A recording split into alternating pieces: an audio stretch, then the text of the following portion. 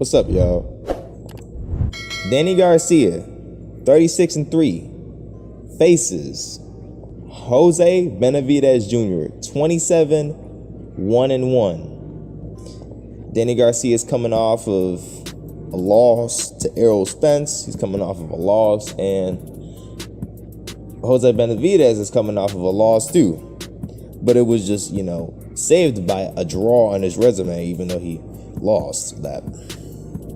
But aside that, this fight is a good fight. This fight is a solid fight. For some reason, it's not even showing on BoxRec, even though it's happening tomorrow. It's happening tomorrow, man. It's literally happening tomorrow.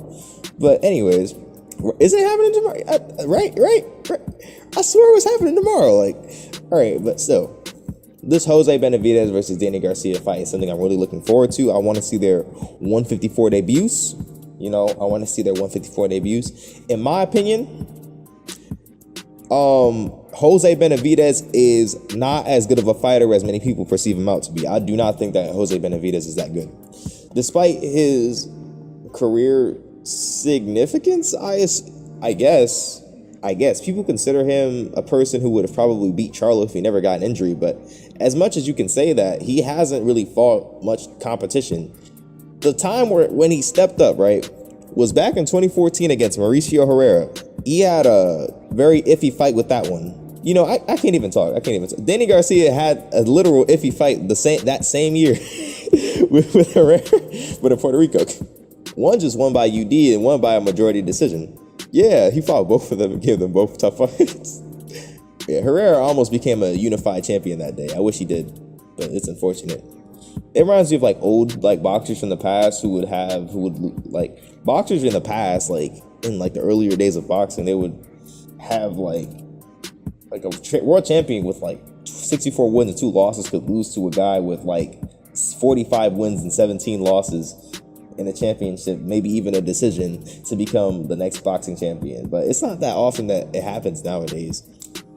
But to continue and go into detail,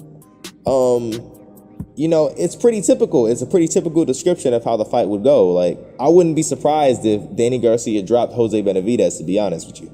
And also, people see Jose Benavidez as this distance boxer. He's gonna fight from the distance. He's gonna, jab Danny Garcia's face all night. He's gonna do this and that to Danny Garcia. He's gonna outbox him comprehensively.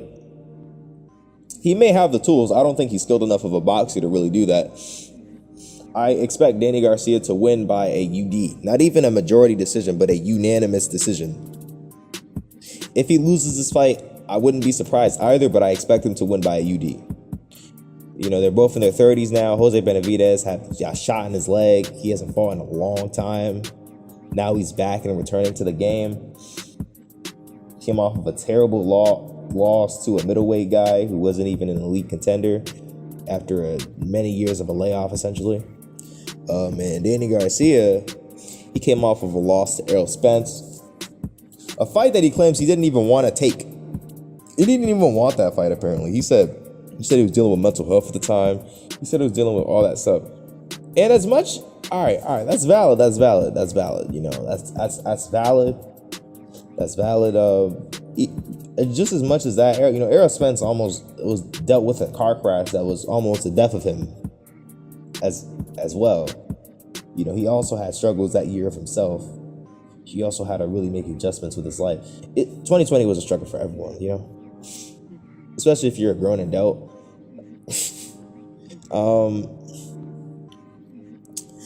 I expect this fight to really play out in a simple way.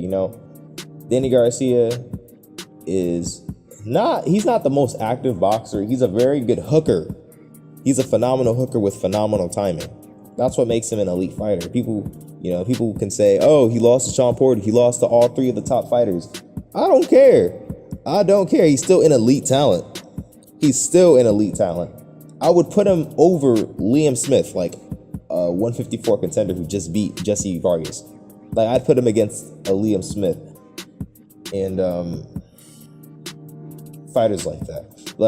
I understand at 154 he's gonna have a hard time too because he has shorter arm length and he's also not Like he doesn't have that big of a reach for that division. I would say a good reach for that division is 72 and above, or at least 71 and above for a super welter, unless you're like Brian Castano, who pressures and he closes distance very effectively.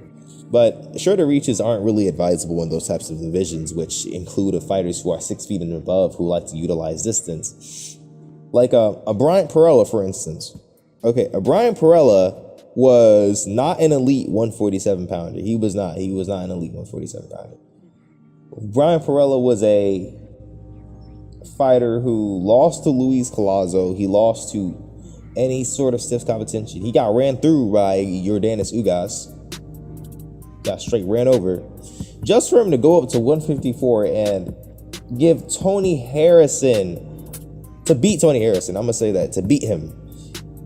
Even if it was considered a draw, he beat Tony Harrison that fight. He did. And they were both coming off of layoffs, man. But yeah, in my opinion, he did beat Tony Harrison. Well, I'm pretty sure Tony Harrison was coming off the longer layoff, but Brian Perella was knocked out by Abel Ramos before that fight, I'm pretty sure. So yeah. But he was, Brian Perella was a fighter who wasn't going anywhere to a person who dang near beat someone who Charlo lost to at 154 pounds.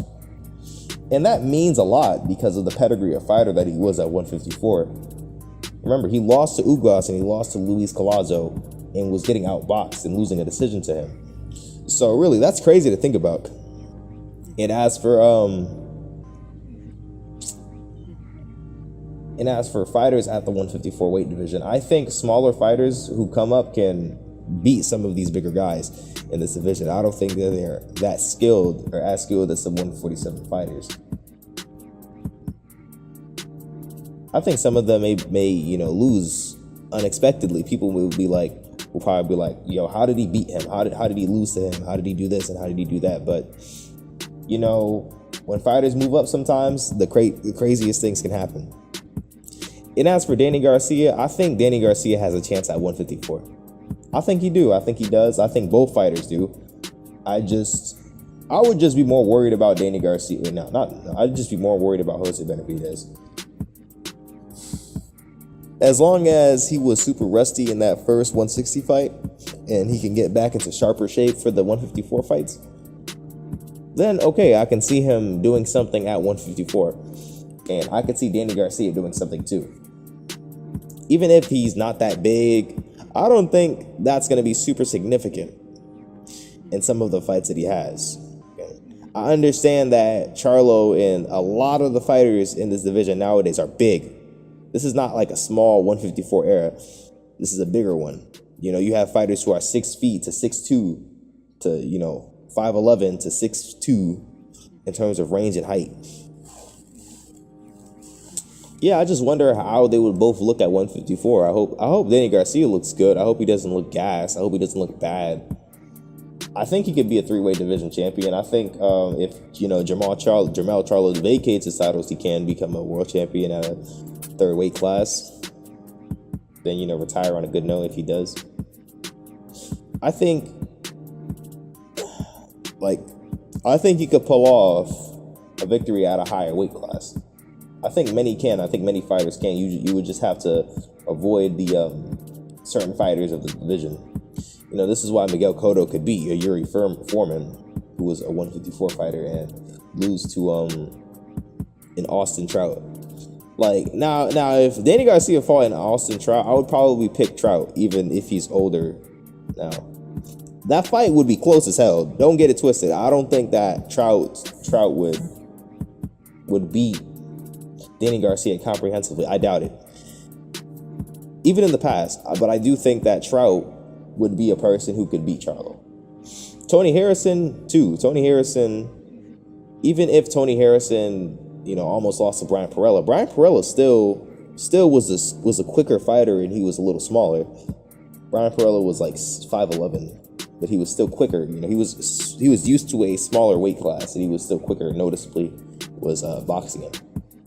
If Danny Garcia has a significant speed advantage against other 154 fighters, then I could see him really giving top 154 fighters' problems on the scorecards, especially like the former world champions and the world champions themselves. Like, what about a Julian Williams? I think he'd give a Julian Williams some issues. That probably should be a second fight. I would pick Garcia to beat Julian Williams at this point. Julian Williams lost to a Russian Mexican Vladimir guy, Hernandez, I think. Yeah. So basically, my prediction is this: Danny Garcia, 12-round unanimous decision. Not in dominant fashion, but in a fashion where it makes a statement. Well, not too much of a statement, but, it's like a 150, 113, 160, 112 type decision, in my opinion. That's how I think the fight will go. Let me know your opinions about this fight. Let me know how you guys think it will go. Do you guys think that Jose Benavidez is going to beat the brakes off him? Do you guys think that Danny Garcia is going to stop him? Let me know your opinions. All right, please like, subscribe, and hit the notification bell, please. Yeah. All right, bye.